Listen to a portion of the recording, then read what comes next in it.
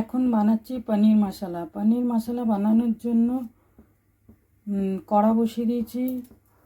একটু বেশি করে 3 টেবিল স্পুনের মতন সর্ষের তেল নিয়ে নিয়েছি। তেলটা গরম হয়ে গেছে, একটা পেঁয়াজের টুকরো ফেলে দেখব। 3টে মিডিয়াম সাইজের পেঁয়াজ লম্বা লম্বি কুচিয়ে রেখেছিলাম এইভাবে, এটা তেলের মধ্যে দিয়ে দেবো। দিয়ে লাল লাল করে ভেজে নেব।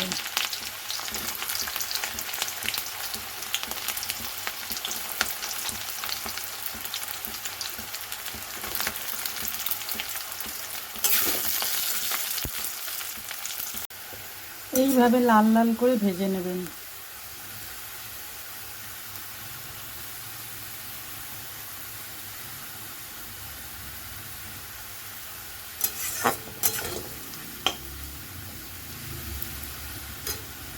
তারপর এর মধ্যে দিয়ে দিচ্ছি 10 কোয়া মতন রসুন, গোটা রসুন, আর 1.5 ইঞ্চির মতন আদা কুচিয়ে রেখেছিলাম। এটা ভালো করে ভেজে নেব।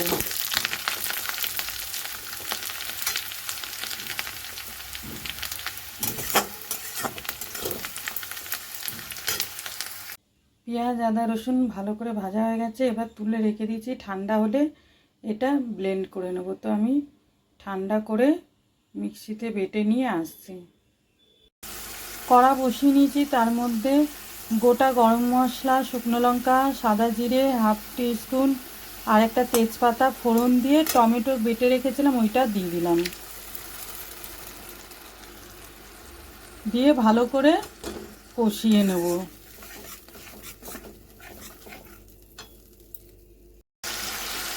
এরপর 1/2 টিস্পুন হলুদের গুঁড়ো, 1/2 টিস্পুন লঙ্কার গুঁড়ো, ঝালটা আপনাদের টেস্ট অনুযায়ী দেবেন, যে যেরকম ঝাল খায়। ভালো করে কষিয়ে নিলাম।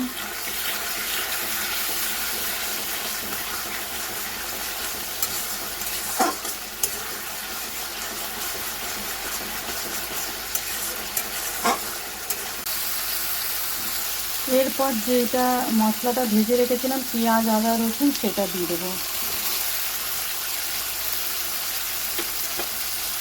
ভালো করে মিশিয়ে নেব।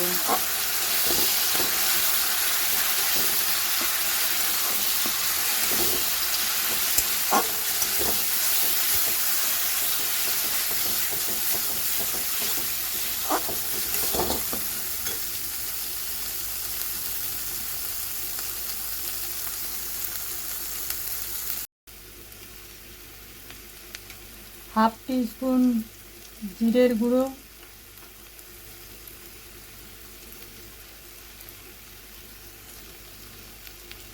আর 1 টিস্পুন ধনের গুঁড়ো। ধনের গুঁড়োটা বেশি দেবেন, জিরের থেকে ধনের গুঁড়োটা বেশি দিয়ে ভালো করে কষিয়ে নেব। যদি মনে হচ্ছে লেগে যাচ্ছে তাহলে হালকা গরম জল দিয়ে নেবেন, নাহলে মশলাটা পুড়ে যাবে। স্বাদ অনুযায়ী নুন,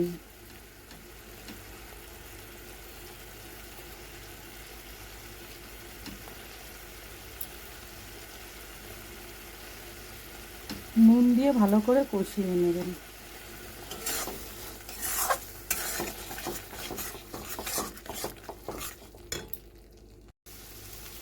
হাফ টিস্পুন গরম মশলার গুঁড়ো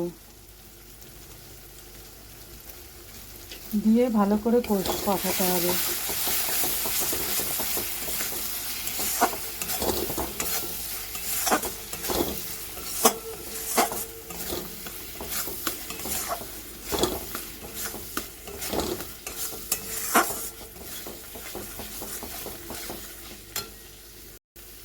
গ্যাসের ফ্লেমটা সিমে রাখবেন। তারপর এতে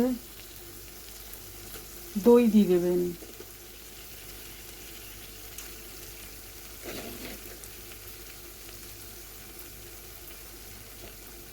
থ্রি টেবিল স্পুন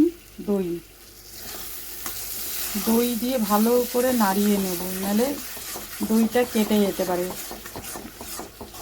বা আপনারা গ্যাস বন্ধ করে মশলাটা ঠান্ডা করেও দইটা দিতে পারবেন।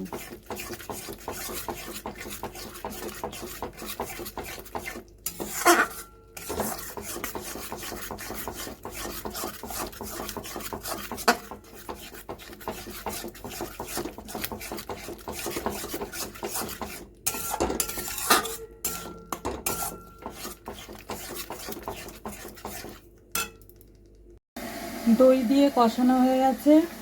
এরপর 1 কাপের মতন এতে গরম জল দিয়ে দিয়েছি। গ্রেভিটা যেরকম খাবেন সেইভাবে গরম জল দেবেন, যতটা গ্রেভি রাখবেন।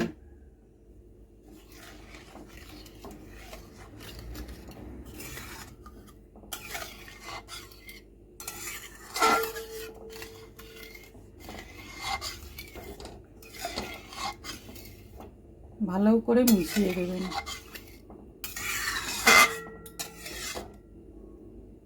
এরপর ঢাকা দিয়ে রেখে দিচ্ছি 2-3 মিনিট। এরপর ছোট ছোট পনিরের টুকরো করে রেখেছি, সেটা দিয়ে দেবো।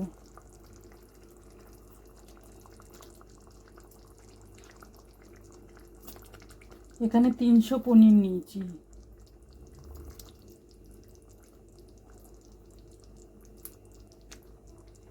পনির দিয়ে আরও 3-4 মিনিট ফুটিয়ে নেব।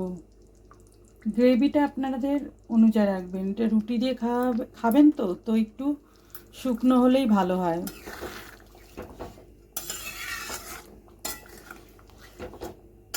তো 3 মিনিট আরও ফুটিয়ে নিচ্ছি।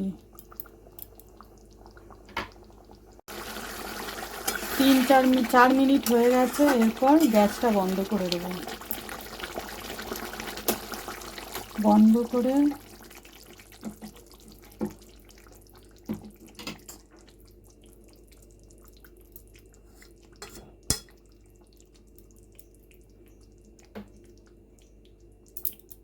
এটা 1 টিস্পুন মতন ঘি দিয়ে দেবেন। ঘি দিয়ে একটু নাড়িয়ে বন্ধ করে রেখে দেবেন। 2-3 মিনিট রেখে দিলাম। তারপর আসছি বের করে। এইভাবে পনিরের তরকারিটা বানিয়ে দেখবেন, খুব ভালো লাগে খেতে। কুলচা, নান, রুটি, পরোটার সাথে ভালো লাগবে খেতে। আর আমার ভিডিওটা যদি আপনাদের ভালো লেগে থাকে তাহলে লাইক, শেয়ার আর সাবস্ক্রাইব করতে ভুলবেন না।